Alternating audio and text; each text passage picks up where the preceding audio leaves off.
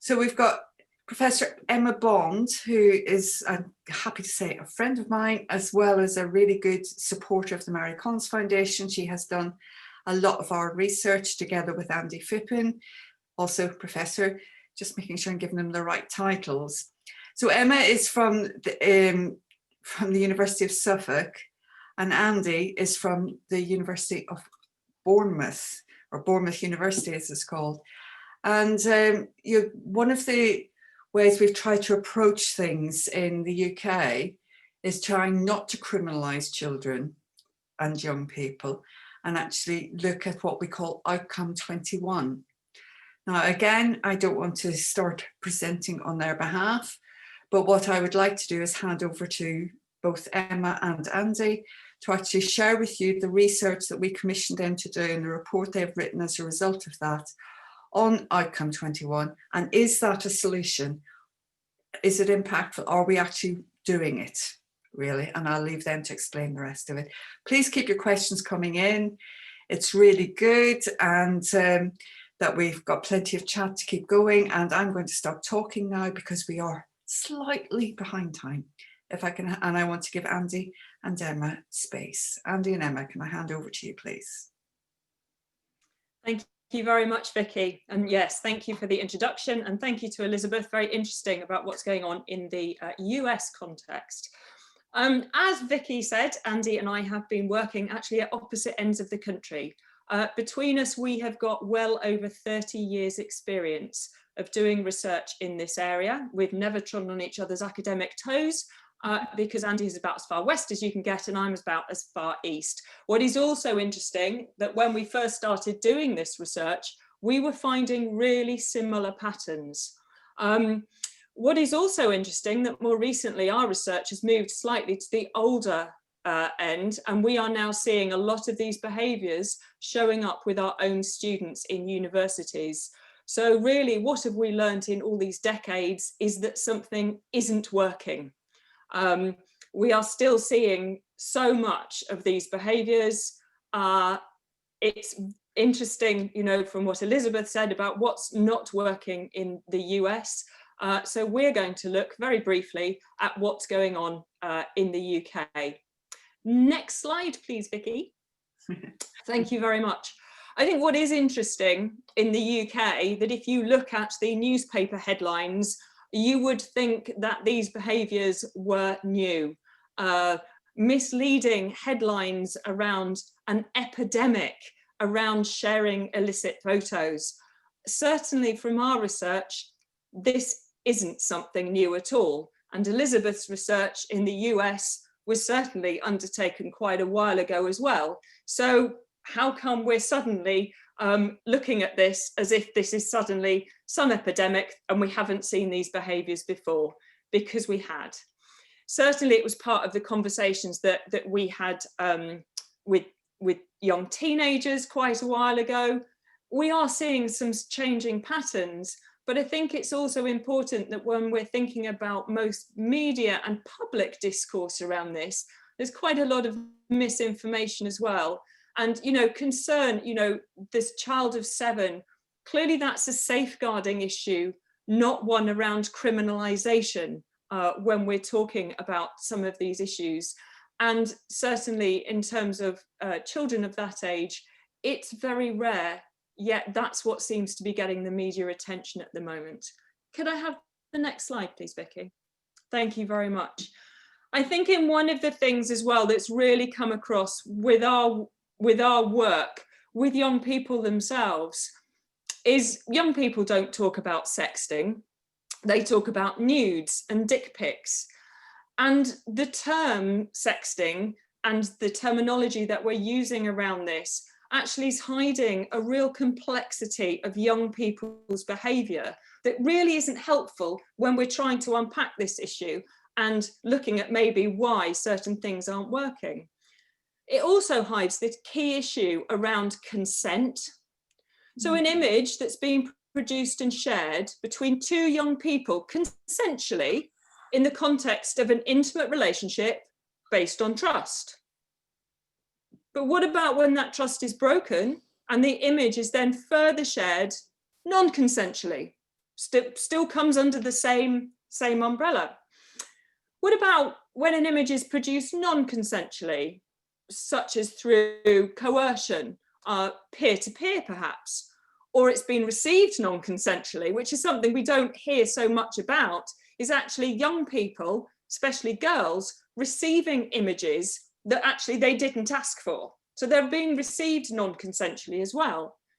But then what about when that image is being produced non-consensually as a result of an adult coercing and controlling a child? Or also when that image has been received non-consensually because an adult has sent an image to a child. Yet all these different behaviours are all thought about and captured under the same terminology. And sadly, they're also the very different behaviours that are the ones that the blunt force of the law seems to respond to in the same way. Could I have the next slide, please, Vicky? So Andy and I have talked an awful lot about this feeling of déjà vu. Have we really been researching this for too long? Are we really making a difference? And it's really questionable, I think, in some of the current debates, how far we've actually moved on. So the top one is a quote from my own research, from a group of young people taken in 2007. This is pre-smartphone. They had camera phones and were using Bluetooth technology, but sharing of intimate images was part of their everyday discourse then. Lots of people do it, especially if you really like someone, but they were well aware of the risk then. It can get shared. They'd also thought about strategies themselves for protecting themselves from some of that risk around not sharing your own identity. The stats as well, this is from Andy's research in 2009, 40% of 14 to 16-year-olds knew people who did engage in this behaviour. They were aware of distribution between peers in some of the cases. And they didn't think the redistribution was necessarily done to cause upset. So it's really interesting that a lot of those debates that we're having now, we were having actually back then. Can I have the next slide, please, Vicky? So in terms of 10 years, what do we actually know? We know males are far more likely to ask to be sent an image, and that females are more likely to be asked. Males are much more likely to share an image without actually being asked for it. The exchange of images often starts at the start of a relationship as a way of actually asking somebody around romantic intent around sharing an image. It's not necessarily part of when a relationship's already established. We know that further sharing isn't unusual, but what is really, really important is this idea around victim blaming, that it's prevalent not only in media and adult discourse, but also around young people's discourse around this as well. They've adopted those adult messages that actually you shouldn't have done it. We know that a lot of the education that's going out in schools isn't helping. And we know that because we're still seeing the same behaviours again. And that the illegality of these behaviours, as Elizabeth's presentation clearly demonstrated, is not preventative. Unfortunately, what this means is that quite often there is a real unwillingness on the part of young people to come forward when they have shared an image and perhaps are then being further blackmailed because they're worried about criminalisation of themselves and victim blaming. Could I have the next slide, please, Vicky? And over to Andy. Thank you, Professor. I'm just going to pick up on a point I think it was Mark made in the chat saying, how do we deal with the rabid media? And I think we've already provided some examples where clearly the media has been somewhat rabid. I remember speaking to a former editor of the Daily Mirror a few years ago. The Daily Mirror is one of our tabloid newspapers in the UK, and they said, well, basically there's two lines: sex and starvation. And if we reflect upon media headlines in the UK at the moment, it still seems to be very much the case. It's something where the early awareness of teens exchanging in news and things, and picking up on what Emma said about how we actually moved forward at all. That's all right, don't worry. How should you move forward at all? I've recently been involved in some policy discussions where we are still having rhetoric from politicians and policymakers around. So why do young people send nudes anyway? Why do young people sext anyway? To which my response is generally, well, why wouldn't they? We have an absolute dearth of sex education or effective sex education or relationship education in this country, and we have some fairly poor prohibitive messages. I'm reminded of a conversation I had with a young man a few years ago now. He was around 14 and said, so I said, so why do boys send dick pics then? And he said, well, to get nudes back. I said, so does that ever work? And he went, no, never. So I said, so why do it then? He said, because one day it might. So this is a young man who thought the formation of a relationship involved the exchange of images. He never received any education to talk about relationships or how relationships are established. So why wouldn't he think that? However, it became increasingly apparent over the years that because of the legislation, we are seeing a growing number of young people who were involved, in some cases, in fairly high-profile media reporting around the exchange of nudes. Next slide, please, Vicky. Now, the legislation in this country covering England and Wales is based essentially on Section 1 of the Protection of Children Act. And no, that's not a typo, it is from 1978. For the more senior members of the audience, the lobbying for this legislation was from the obscenity campaign in Mary Whitehouse. It was introduced as a private member's bill as a direct result of Mary Whitehouse's campaigning to protect young people from exploitation of adults in the manufacture of pornography. If you are so minded, you can go back to the debates of the time via Hansard on Parliament's website, and you can see these debates, which were very much talking about the manufacture of pornography and the exploitation of children. Funnily enough, at no point in any of these debates did anyone say, well, what happens if it's a young person themselves who takes and distributes these images, because the law explicitly states that the manufacture, production and sharing of indecent images of children is illegal. Updated in 2003 to incorporate 16 to 18-year-olds in that, and then the Serious Crime Act of 2015 talked about making it illegal for sexual communication with a child. Now, it has been a bumpy ride over the years. There have been lots of interesting debates either way, from one position, which is, well, it's illegal, they shouldn't do it, to it's ridiculous, they're consensually exchanging images, they're doing the same thing that adults do, and they're getting criminalised for it, to something which fits really very much in the middle. In terms of, there are some instances, as Emma was talking about, where coercion exploitation has been involved, so the law would apply. However, there are some instances around consensual sharing where it does seem to be somewhat problematic. Now, Crown prosecution guidance has said that it would be rarely in the public interest to prosecute. However, we were noticing that charges were still being made, and charges were being made in an inconsistent manner. Next slide, please, Vicky. This is data from the Ministry of Justice, which basically looks at charges against the Protection of Children Act for juveniles. And we can see that over the years, there have been a small but not diminishing number of cautions issued and even convictions being made. So while there's a small number, it still demonstrates that this piece of legislation, which was developed to protect children from victimization and exploitation of adults, is being used to prosecute young people themselves. It's interesting to note that the numbers peak around 2016, because 2014-15, moving into 16, is probably where a lot more of the media was moving from it's outrageous young people are doing this to hang on a minute, should we be criminalizing them? And we were seeing an increase of charges and an increase of prosecutions, and the discourse became increasingly, we're not sure whether this is the right thing to do. Next slide, please, Vicky. And towards the end of 2016, it was decided, and it was met with a great deal of appreciation, that Outcome 21 recording could be applied to peer-on-peer exchange of indecent images or intimate images. The issue before this was if a school was dealing with an incident and they called the police because there was concerns, and someone in the school said, well, you know, they've broken the law, we need to involve the police.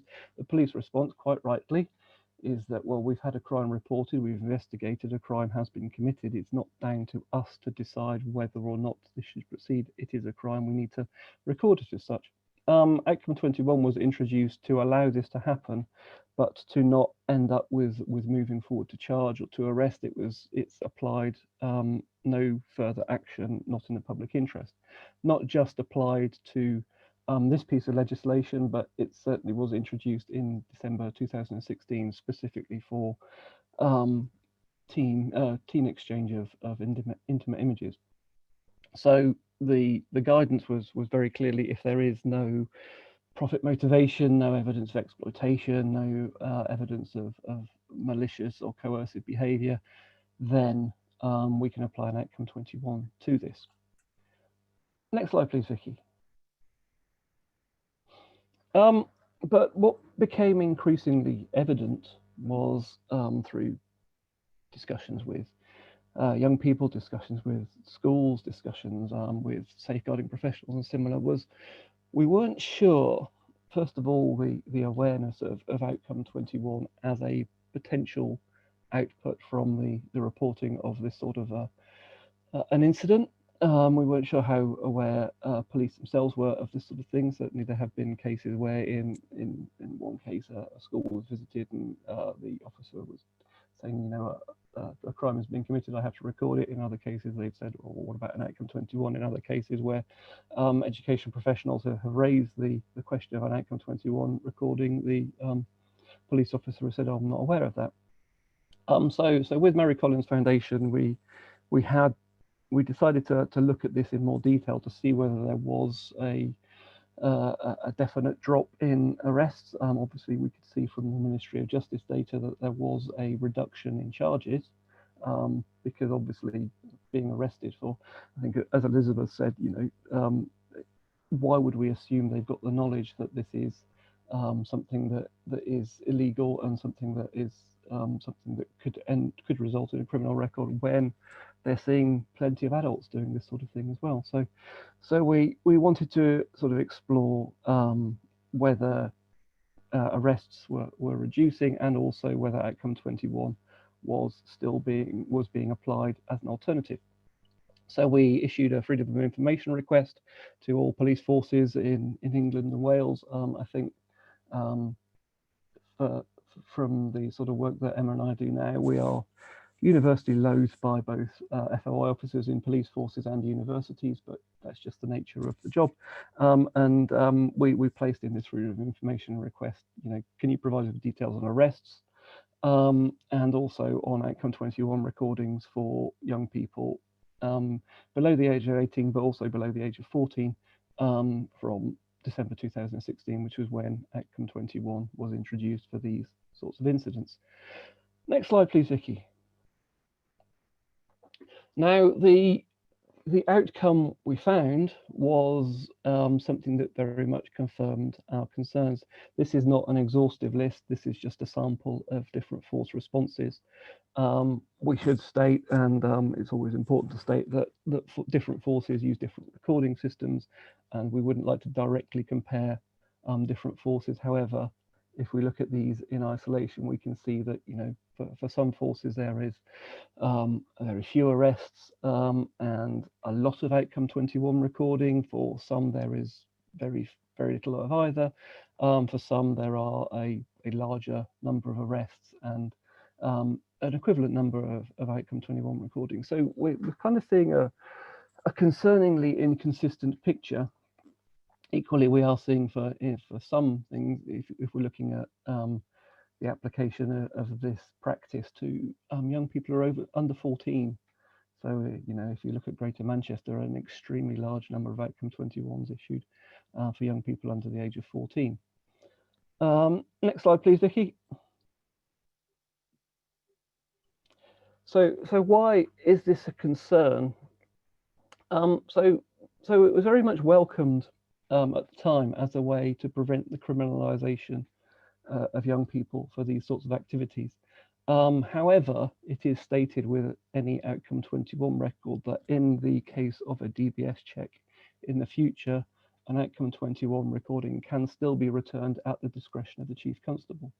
So we have got an inconsistency there in that we were attempting to remove the criminalisation so we can record a crime without anyone being criminalised. However, this might still be something that comes back to haunt young people in the future.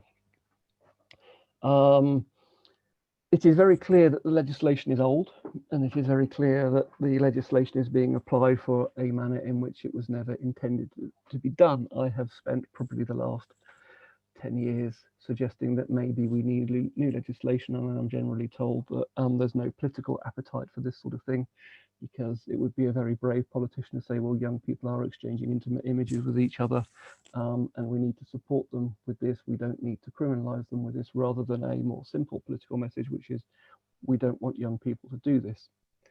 I think the utter irony of this situation now is if you are at the age of 18 since 2015, where Section 33 of the Criminal Justice and Courts Act made it illegal for someone to non-consensually share an intimate image of you. So if you are at the age of 18 and you take an intimate image and you send it to someone and that person then sends it on further, they will be charged. However, if you're 17 and do exactly the same thing, there is a strong risk that it might result in some form of threat of prosecution, criminalisation, and certainly no legal protection for the victim of the person who non-consensually shared the image. It seems to be a very poorly matched piece of legislation. But moreover, we know, because we spend a lot of time talking to young people, that the likelihood of disclosure is greatly reduced because they have had the message delivered to them for a very long time that you do not send nudes because it's illegal. The conversation in schools generally doesn't go any further than that. When we celebrated the launch of compulsory relationships and sex education in the UK, which is coming into the curriculum this year, and then we start to explore the guidance on sexting within the curriculum. Basically, the only mention is they need to be reminded it's illegal. And we also know through our work with the Revenge Porn Helpline that adult victims of the non-consensual sharing of image will still deliver the same educational messages. So victims will say things like, I know it's my fault, I know I shouldn't have done it, I know now it's out there, it's always out there and I can't do anything about it, I know I've been stupid. So we can clearly see that the mix of the legislation and poor level of educated messages is having an impact long term. Thank you, Vicky. I think we're done. Thank you, Andy. And you certainly left me with 110 questions. Hopefully you have stimulated some thought processes within our audience as well. And it's about the different approaches. And for me, even having worked as a social worker for over 30 years, and yes, I was a child prodigy. Within the field, I know that child sexual abuse is always difficult to talk about. And what can make it even more difficult is when we put these barriers up. And this seems to be a barrier for a child to come forward and say, yes, my image has been shared, I've been abused and it's been recorded and it's been shared, and now I risk prosecution. It just seems to me it's yet another barrier. So we do need to be thinking about how we can overcome it. And even if it's outcome 21, well, that's a lottery as to whether or not that will be the solution.